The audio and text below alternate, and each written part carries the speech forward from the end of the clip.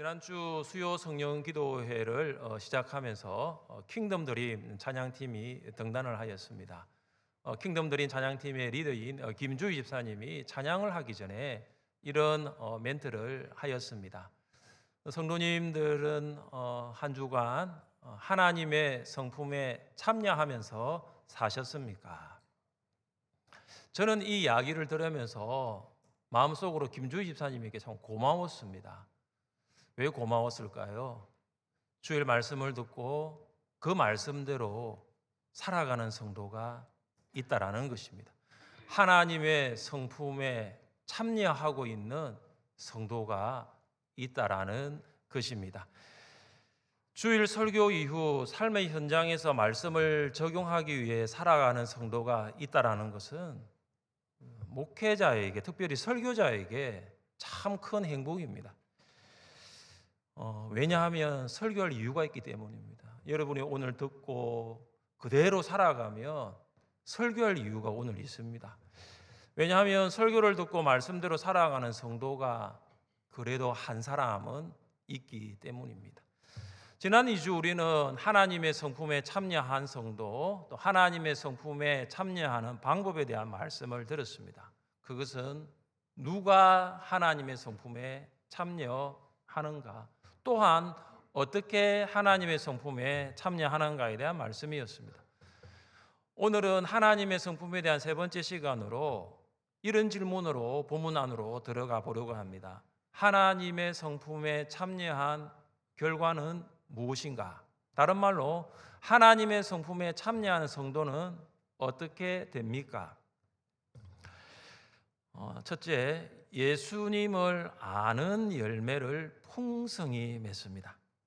하나님의 성품에 참여하면 여러분은 예수님을 아는 열매를 풍성히 맺을 수 있습니다. 우리 8절 말씀 같이 읽습니다. 8절입니다. 이런 것이 너희에게 있어 흡족한즉 게으르지 않고 열매 없는 자가 되지 않게 하려니와. 아멘. 8절에 이런 것은 앞서 5절부터 7절까지 언급된 8가지의 하나님의 성품을 가리킵니다. 혹시 8가지 하나님의 성품을 아십니까? 한번 해볼까요? 시작. 믿음, 덕, 지식, 절제, 인내, 경건, 형제 우애, 사랑. 보고 하셔도 상관없습니다. 자, 이 8가지 성품 베드로가 소아시아 성도들이 갖추기를 원했습니다. 다른 말로 베드로는 성도들이 8가지 성품에 참여하기를 간절히 바라고 있습니다. 이것은 베드로뿐만 아닙니다. 저도 여러분이 하나님의 성품에 참여하기를 간절히 기도하고 있습니다. 이렇게 기도했습니다. 하나님 아버지, 우리 하늘샘 성도들이 세상 속에서 살아가지만 더욱 힘써 하나님의 성품에 참여하게 하여 주옵소서. 성도들이 믿음의 덕을 다하게 하시고, 덕의 지식을 다하게 하시고, 지식의 절제를 다하게 하시고, 절제의 인내를 다하게 하시고, 인내의 경건을 다하게 하시고, 경건의 형제 우애를 다하게 하시고, 형제 우애의 사랑을 더하게 하여 주시옵소서. 다시 오실 우리 구주 예수님의 이름으로 기도드립니다. 아멘. 저는 이 기도가 성도들을 향한 저의 기도뿐만 아니라 특별히 목원을 향한 목자의 기도가 되었으면 좋겠습니다. 그리고 여러분 자녀를 향한 부모의 기도가 되기를 간절히 원합니다. 베드로는 소아시아 성도들이 8가지 하나님의 성품을 갖추면 주 예수 그리스도를 알기에 게으르지 않고 열매 없는 자가 되지 않는다라고 말합니다. 다시 말해서 베드로는 성도들이 8가지 하나님의 성품을 갖추면 예수님을 알아가는 데 게으르지 않고 열매를 맺게 된다는 것입니다. 8가지의 하나님의 성품은 예수님을 알아가는 것에 목적이 되는 것입니다. 그래서 성도들은 예수님을 알아가기 위해서 8가지 하나님의 성품에 더욱 힘써 참여해야 합니다. 구원받은 성도의 삶에 있어 예수님을 아는 지식은 시작입니다. 예수님을 내가 믿는다라는 것은 단순히 교회를 다닌다는 의미가 아니고 내가 예수님을 이제 알아가기를 시작했다는 것입니다. 그리고 계속적으로 예수님을 알아가는 과정이며 예수님을 알아가는 것이 삶의 목적이 됩니다. 우리는 이것을 사도 바울의 분명하고 확신에 찬 고백을 통해서 알 수 있습니다. 우리 바울의 고백인데 같이 한번 읽어보도록 하겠습니다. 그러나 무엇이든지 내게 유익하던 것을 내가 그리스도를 위하여 다 해로 여길 뿐더러 또 모든 것을 해로 여김은 내 주 그리스도 예수를 아는 지식이 가장 고상하기 때문이라. 아멘. 바울은 참 대단한 사람이었습니다. 예수를 만나기 전에 그는 참 자랑할 것들이 많았습니다. 그는 베냐민 지파고 이스라엘 족속이고 히브리인이고 바리새인이었습니다. 참 출신도 좋습니다. 그러나 예수님을 만난 이후에 바울은 그게 유익이 없다라는 것을 압니다. 해로 여깁니다. 배설물로 여깁니다. 아무것도 아닌 것처럼 여깁니다. 여러분, 이것을 우리에게 적용하면 어떻습니까? 사람들 예수를 만나기 전에 세상 것들을 위해 살아갑니다. 세상의 것들로 자본주의 사회에서는 돈입니다. 여러분, 한 주 동안 사람들과 대화하면서 돈에 대해 들으셨습니까? 아니면 여러분 돈에 대해 말씀하셨습니까? 그만큼 사람들이 돈에 관심이 참 많습니다. 그리고 사람의 인정을 받기 위하여 지식을 쌓습니다. 학교를 졸업합니다. 자격증을 취득합니다. 성진을 위해서 계속해서 노력하고 더 높은 직업까지 올라가려고 합니다. 그런데 이제 이런 것들이 예수를 만나기 전에는 참 크게 보였습니다. 예수를 만난 후에는 아무것도 아닌 것처럼 보입니다. 왜냐하면 성도의 삶의 목적이 바로 예수님을 아는 지식입니다. 돈을 불리는 재테크가 성도의 목적이 아닙니다. 지식을 축적하는 것도 성도의 목적이 아닙니다. 하나님의 성품에 참여하는 성도는 예수님을 아는 지식을 풍성히 열매 맺습니다. 그래서 베드로가 수아시아 성도들이 우리 주 예수 그리스도를 알기에 게으르지 않고 열매 없는 자가 되지 않게 되기를 원한 것입니다. 여러분, 이 말씀에 게으르다라는 말과 열매 없는은 동의어입니다. 게으르면 열매가 없습니다. 게으르면 당연하게 열매가 없습니다. 게으른 사람에게는 어떤 열매도 기대할 수 없습니다. 야고보의 권면을 한번 들어보십시오. 아하, 허탄한 사람아, 행함이 없는 믿음이 헛것인 줄을 알고자 하느냐? 게으름은 행함이 없는 믿음입니다. 행함이 없는 믿음은 헛것입니다. 열매가 없습니다. 한번 생각해 보십시오. 만약 나의 삶에 예수님을 아는 열매가 없다면 그동안 나는 게으르게 살지는 않았는가 생각해 보세요. 예수님을 믿는다고는 하는데 믿음 위에 덕을 더하는데 게을렀습니까? 덕은 있는데 그 덕 위에 지식을 더하는데 게을렀습니까? 지식은 있습니다. 절제를 더하는데 게을렀습니까? 절제는 있습니다. 인내를 더하는데 게을렀습니까? 인내는 있습니다. 경건을 더하는데 게을렀습니까? 형제 우애를 더하는데 게을렀습니까? 마지막 사랑을 더하는데 게을렀습니까? 지금까지 교회를 다녔습니다. 그런데 돌아보면 하나님의 이 성품, 8가지 하나님의 성품에 참여하기 위하여 한 일이라고는 거의 없습니다. 여러분 한번 생각해 보십시오. 왜 여러분의 삶에 예수님을 아는 열매가 없습니까? 교회를 다녔습니다. 그런데 게을렀습니다. 더 정확하게 말하면 교회도 열심히 안 다녔습니다. 시간이 있을 때 다녔습니다. 피곤하면 안 다녔습니다. 그동안 신앙생활에 열심히 없었습니다. 그러니까 열매가 없는 것입니다. 근데 참으로 이상한 것이 있습니다. 신앙생활 빼고는 다 열심히 합니다. 신앙생활 빼고는 다른 것은 정말 열심히 합니다. 이 더워도 등산을 갑니다. 이 더워도 낚시를 갑니다. 골프를 칩니다. 달리기를 합니다. 왜 그렇습니까? 내가 좋아하니까요. 여러분, 그것들보다 신앙생활 하는 것을 좋아하시기를 바랍니다. 예수님을 알아가는 것을 좋아하시기를 바랍니다. 게으르지 마십시오. 정말 게으르지 마십시오. 행함이 있는 믿음으로 예수님을 아는 열매를 풍성히 맺을 수 있기를 바랍니다.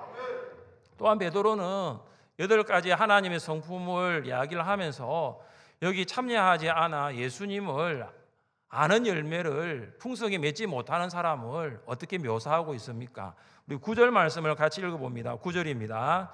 이런 것이 없는 자는 맹인이라 멀리 보지 못하고 그의 옛죄가 깨끗하게 된 것을 잊었느니라. 아멘. 여러분, 이런 것이 무엇입니까? 8가지 하나님의 성품입니다. 근데 그 성품의 열매를 맺지 못하는 자는 누구라고 합니까? 누구죠? 맹인입니다. 맹인입니다. 언어를 순화하면 시각장애인입니다. 현재의 정욕만 보고 과거와 미래를 볼 수 없는 근시를 가진 사람이라는 것입니다. 자기가 이전에 지은 죄에 대하여 용서받은 것을 까마득하게 잊어버렸습니다. 여기에 이전의 죄들이 용서받았다는 것은 세례를 말합니다. 소아시아 성도들이 세례를 받을 때 그들은 공적으로 고백했습니다. 이전에 죄악된 삶을 끊어버리겠습니다. 이제는 더 이상 죄를 짓지 않겠습니다. 그런데 성도들은 이 세례의 의미를 망각하고 현재의 정욕만 보고 예수님을 알기 위해 힘쓰지 않습니다. 노력하지 않습니다. 관심이 없는 것입니다. 그들은 맹인입니다. 영적 시각 장애인입니다. 이것은 소아시아 성도들뿐만 아니라 우리도 그럴 수 있습니다. 우리도 세례받아 하나님의 자녀가 되었지만 예수님을 계속하여 알아가지 않으면 우리도 소아시아 성도들처럼 영적 맹인, 영적 시각 장애인이 될 수 있는 것입니다. 사랑하는 성도 여러분, 하나님의 성품에 참여하여 예수님을 아는 열매를 풍성히 맺을 수 있기를 주님의 이름으로 축복합니다. 여름입니다. 양육훈련 방학했습니다. 그러나 게으르지 마십시오. 하나님의 성품에 참여하는 일에 게을리하지 마시기를 바랍니다. 여러분, 게으르면 열매가 없습니다. 지금 시골의 농부들을 한번 보십시오. 게으르지 않습니다. 이 무더운 여름에도 농부로서 해야 할 일을 합니다. 왜 그렇습니까? 가을에 열매가 있기 때문입니다. 여름에도 하나님의 성품에 참여하여 예수님을 아는 열매를 풍성히 맺을 수 있기를 주님의 이름으로 축복합니다. 여러분, 하나님의 성품에 참여한 결과가 무엇입니까? 둘째, 하나님의 부르심과 택하심을 확실히 합니다. 하나님의 성품에 참여하면 하나님이 나를 부르셨다라는 것, 하나님이 나를 택하셨다는 것을 확실히 할 수 있습니다. 10절 말씀 함께 읽습니다. 10절입니다. 그러므로 형제들아 더욱 힘써 너희가 이것을 행한즉 언제든지 실족하지 아니하리라. 아멘. 10절은 그러므로로 시작합니다. 이것은 앞에 있는 3절부터 9절까지의 말씀과 연결이 됩니다. 소아시아 성도들은 하나님의 성품에 참여하는 자가 되었기 때문에 더욱 힘써 부르심과 택하심을 굳게 해야 합니다. 아주 쉽게 말씀드립니다. 그들은 구원을 받았기 때문에 부르심과 택하심을 굳게 해야 한다는 말씀입니다. 여기 너희 부르심과 택하심을 굳게 하라는 너희 부르심과 택하심을 확실히 하라로 번역될 수 있습니다. 여러분, 왜 베드로는 성도들에게 너희 부르심과 택하심을 확실히 하라고 권면합니까?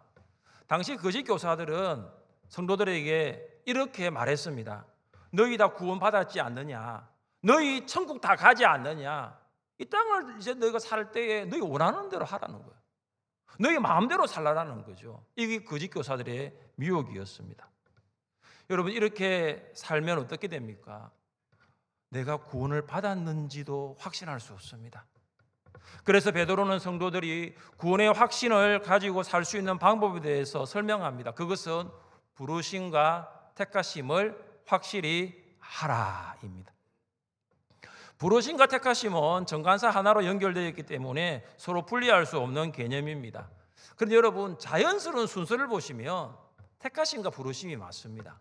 그런데 오늘 성경에서 베드로는 부르심과 택하심이라고 말하고 있습니다. 이유가 있습니다. 하나님께서 나를 택하셨다는 것은 하나님께서 나를 부르셨다는 것에 반응할 때, 하나님의 나를 부르셨다는 것을 확신할 때 하나님의 택하심을 알 수 있는 것이기 때문입니다. 지금 소아시아 성도들에게 필요한 것이 무엇입니까? 부르심입니다. 성도들은 구원받았으니 마음대로 살 수 있다는 거짓 교사들의 가르침을 따라가면 절대 안 됩니다. 그들은 하나님의 성품에 참여하는 자로 부르심과 택하심에 일치된 삶을 살아야 합니다. 육체의 정욕을 따르는 삶으로부터는 돌아서야 하고 말씀을 따라 순종하는 삶으로 나아가야 하는 것입니다. 여러분, 하나님의 부르심과 택하심을 확실히 하면 어떻게 됩니까? 너희가 이것을 행한 적 언제든지 실족하지 아니하리라. 무슨 말입니까? 하나님의 부르심과 택하심에 일치된 삶을 살아가면 미끄러지지 않습니다. 거짓 교사들의 미혹에도 하나님의 부르심과 택하심을 확실히 한 성도는 구원을 의심하지 않고 확신합니다. 절망한 상황 가운데서도 소망을 가지고 살아가는 것입니다. 사도 바울은 하나님의 부르심과 택하심을 확신했습니다. 그래서 수많은 대적자들이 바울을 박해하고 비난의 화살을 쏘아도 그는 실족하지 않았습니다. 여러분, 바울의 고백을 한번 읽어보겠습니다. 또 미리 정하신 그들을 또한 부르시고 부르신 그들을 또한 어렵다 하시고 어렵다 하신 그들을 또한 영화롭게 하셨느니라. 그런즉 이 일에 대하여 우리가 무슨 말하리요? 만일 하나님이 우리를 위하시면 누가 우리를 대적하리요? 아멘. 바울은 하나님께서 나를 택하시고 또 나를 부르셨다는 것을 5가지 구원의 단계로 말을 합니다. 첫 번째 예지입니다. 예지. 하나님이 나를 아셨다. 그리고 두 번째는 예정. 하나님이 나를 선택하셨다. 그리고 세 번째는 하나님께서 나를 부르셨다. 그리고 하나님께서 나를 어렵다 하셨다. 그리고 마지막 하나님께서 나를 영화롭게 하셨다. 여러분, 한 사람을 구원하기 위해서 하나님이 얼마나 큰 수고를 하신 줄 아십니까? 여러분을 예지하시고 예정하시고 여러분을 부르시고 여러분을 어렵다 하시고 여러분을 영화롭게 하셨습니다. 바로 여러분이 그런 존재입니다. 하나님의 부르심과 택하심을 받은 가장 소중한 존재라는 것이 바로 나 자신이라는 것을 여러분 꼭 기억하시기를 간절히 바랍니다. 현대 선교의 아버지라고 불리는 윌리엄 캐리의 이야기를 잠시 나누기를 원합니다. 이 윌리엄 캐리가 이제 구두 수선공으로 일을 하면서 독학으로 의학을 공부를 합니다. 단순하게 의학을 공부하는 수준이 아닙니다. 능숙하게 구사할 수 있는 수준까지 공부를 합니다. 그런데 어느 날 이 캐리의 친척 동생이 이제 학교를 들어가게 되는데, 여러분 영국의 그 옥스포드 대학을 들어가게 됩니다. 그래서 내가 아는 형이 이제 언어를 잘하니까 이 동생이 캐리를 데리고 그 옥스포드 단과대학 교수님을 찾아갑니다. 교수님과 이제 이런저런 이야기를 하고 또 대화를 해보니까 이 캐리의 언어, 이 어학 실력이 보통이 아닙니다. 그래서 그 옥스포드 단과대학 그 교수님이 캐리에게 이렇게 말합니다. 당신이 우리 학교에 들어오면 우리 영국 나라에 엄청난 영향력을 당신이 줄 것이고, 그리고 우리 영국 나라의 여왕이 당신이 우리 학교에 들어온 것을 굉장히 기뻐할 것입니다. 무슨 말입니까? 당신이 들어오면 입학을 받아주겠다는 것입니다. 이걸 거절할 사람이 누가 있겠습니까? 이런 명문대학에 들어갈 수 있는 것에 대해서 거절할 사람이 없지 않습니까? 그런데 이 캐리가 거절을 합니다. 이렇게 말을 했습니다. 교수님께서는 영국이라는 나라의 여왕을 말씀하셨는데 제게는 이미 저의 전생에를 그 나라가 있습니다. 그 나라는 바로 하나님의 나라입니다. 교수님은 영국의 여왕을 굉장히 높게 보고 계신데 저는 여왕보다 더 높으신 하나님의 부르심을 받았습니다. 저는 그분을 향한 충성을 저는 거절할 수가 없습니다. 결국 캐리가 그 옥스포드 학교 입학을 안 합니다. 그리고 인도로 선교사로 떠납니다. 그래서 세계 선교의 아버지가 됩니다. 사랑하는 성도 여러분, 여러분은 어디에 전생애를 걸었습니까? 여러분 전생애를 그 나라가 있습니까? 저는 그 나라가 하나님의 나라가 되기를 원합니다. 하나님의 성품에 참여하고 하나님의 부르심과 택하심을 확실하면 하나님의 나라를 향하고 있는 거예요. 사람들이 뭐라고 말해도 아무리 상황이 죽을 만큼 어려워도 하나님께서 나를 부르셨다, 하나님이 나를 택하셨다, 이것을 확실히 할 수 있기를 주님의 이름으로 축복합니다. 여러분, 하나님의 성품에 참여한 마지막 결과가 무엇입니까? 셋째, 예수님의 나라에 넉넉히 들어갑니다. 우리 11절 말씀을 같이 읽겠습니다. 11절입니다. 이같이 하면 우리 주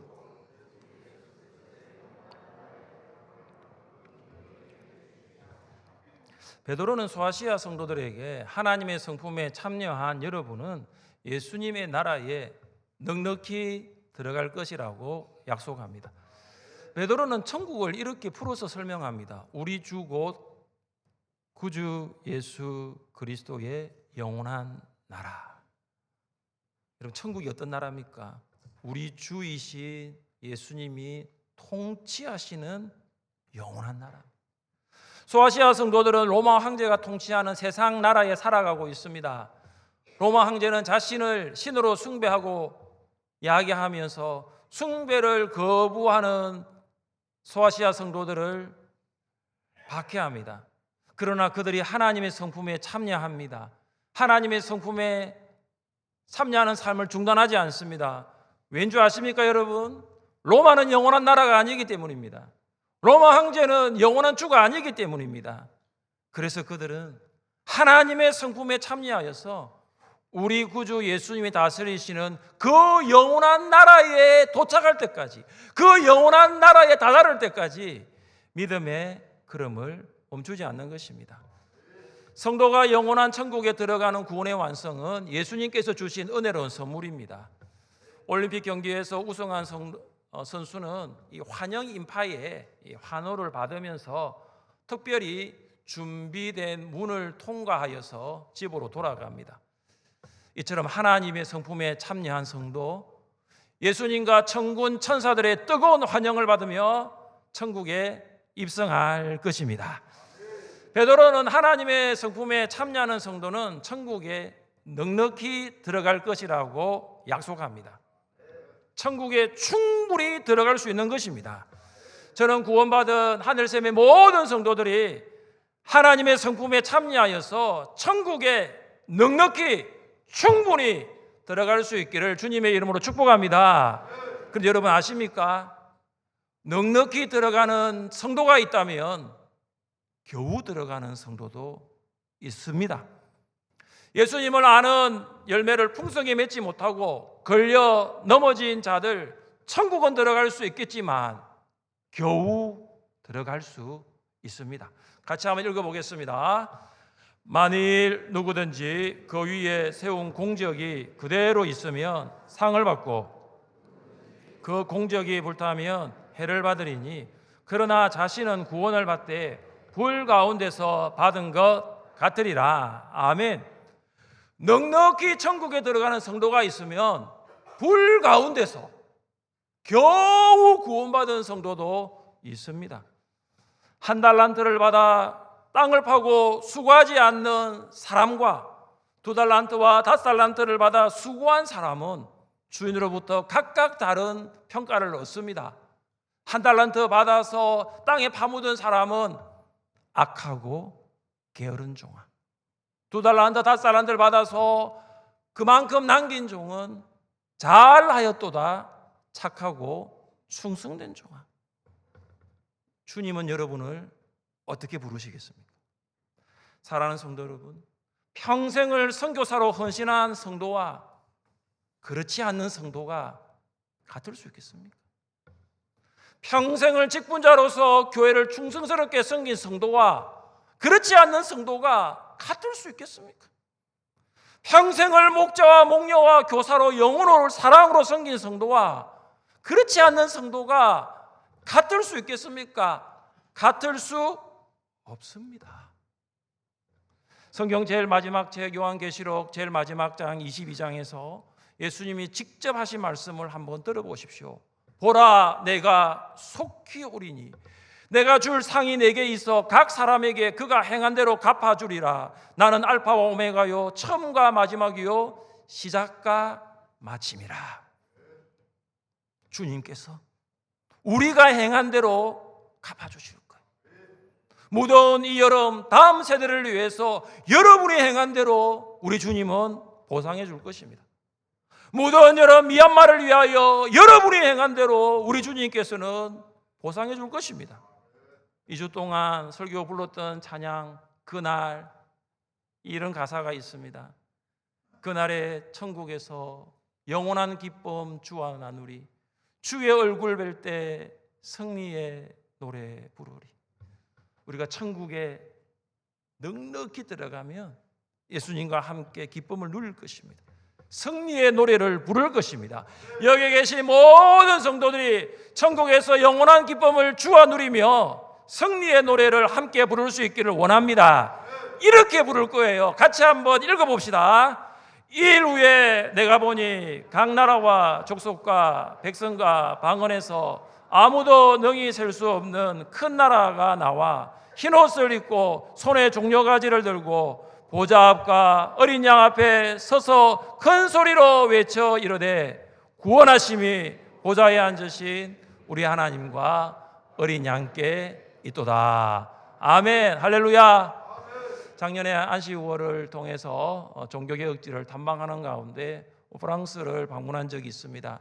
제가 개선문을 보면서 이런 마음을 가지고 영상을 하나 만들었습니다. 잠시 한번 볼 수 있겠습니다. 여기는 프랑스 파리의 중심 개선문입니다.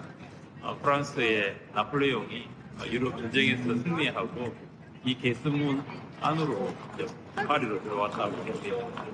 우리 사랑하는 하늘샘교 성도들도 이 땅에서의 복음을 위해서 교회를 위해서 승리하고 천국의 개선문으로 모두 들어갈 수 있기를 축복합니다. 제가 개선문을 보면서 사실 개선문이 중요한 게 아니에요. 저는 생각해 천국문을 제가 생각했어요. 모든 성도들이 여기 들어요. 이미 수많은 하늘샘의 성도들이 들어가셨어요. 지금 이 자리는 보이지 않죠. 천국 문으로 다 들어가셨어요. 그리고 제가 개선문을 보면서 한 가지 사진을 찍은 게 있는데 한번 보시겠습니다. 개선문 안쪽에 이런 이름들이 적혀 있습니다. 여기에 이름들은 나폴레옹과 함께 전투에 참여한 장군들의 이름이고 558명의 장군의 이름이 있고 128개의 전쟁에서 성전한 전투의 이름들이 있습니다. 잘 보시면 이름 밑에 밑줄이 있어요. 다른 이름과 다르게 밑줄을 쳤습니다. 이유는 이것입니다. 전쟁에서 전사한 장군들입니다. 개선문은 통과하지 못했습니다. 프랑스의 개선문은 통과하지 못했지만 그들은 프랑스를 위해서 싸우다가 전사한 장군들이었습니다. 저는 저 이름을 보면서 어떤 생각이 드는 줄 아십니까? 하나님께서 어린 양이 생명책에 우리 성도의 이름을 다 기록했다는 거예요. 다 기록했다는 거예요. 여기 계신 우리 성도님들의 이름이 천국의 생명책에 기록되어 있다는 것을 믿으시기를 바랍니다. 그리고 우리가 가야 되잖아요. 천국문을 통과해서 생명책에 내 이름이 기록되어 있다는 것을 우리가 천국문을 통과해서 다 함께 볼 수 있기를 원합니다. 사랑하는 성도 여러분, 무더운 날씨가 계속되고 있습니다. 그렇지만 계속하여 하나님의 성품에 참여하는 일에 더욱 힘쓸 수 있기를 바랍니다. 예수님을 아는 열매가 풍성해지고, 게으르지 마십시오. 게으르게 신앙생활 하지 마십시오. 더욱 열심히 힘을 내십시오. 열심을 품고 예수님을 섬기십시오. 하나님의 부르심과 택하심을 확실히 하여서 우리 모두 예수님의 나라 천국에 넉넉히 들어갈 수 있기를 주님의 이름으로 축복합니다. 우리 자리에 일어나셔서 함께 찬양합시다.